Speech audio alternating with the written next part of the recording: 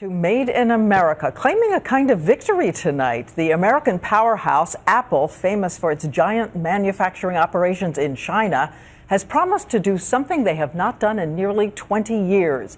Build some Apple computers right here in the United States. And ABC's David Muir, captain of our Made in America team, is here with the latest details. David. And Diane, as you know, for nearly 3 decades, Apple made its computers in the U.S. before starting to outsource production in the mid-90s.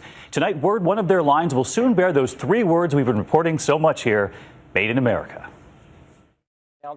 Tonight, that bold announcement from Apple. CEO Tim Cook now says some of Apple's Mac computers will next year carry those 3 words, Made in America. Cook telling Bloomberg Businessweek that the company plans to spend $100 million next year to move production of the Mac line from China back here to the U.S.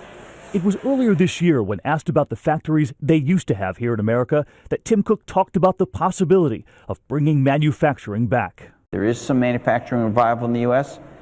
Will there be an Apple product ever made again in the United States? I want there to be. And now a promise that there will be. The vast majority of Apple products are made overseas. Wow. The Foxconn factories in China, they make 40% of the world's electronics. Where just this year, ABC's Bill Weir took you inside for an exclusive look after working conditions there came under fire. This new move by Apple, moving their line of Macs back to America, still represents a small percentage of Apple's overall product line. iPhones, iPads would still be assembled overseas.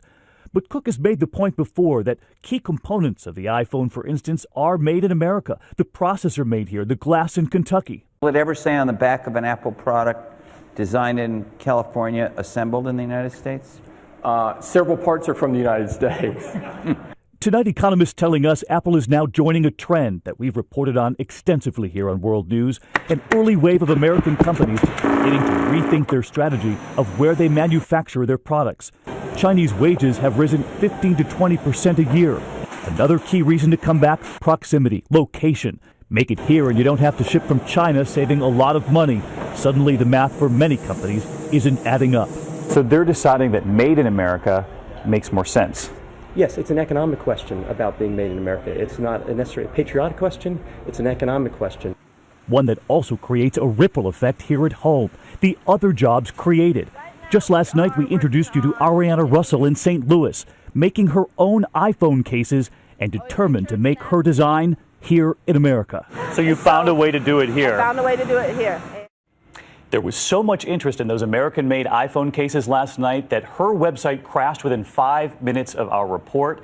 But it's back up and running tonight, and she tells us she sold 2,000 of those iPhone cases, Diane, in 24 hours. But on this larger announcement from Apple tonight, we reached out to our team of economists, and they all echoed one another, saying that this is about more than just goodwill.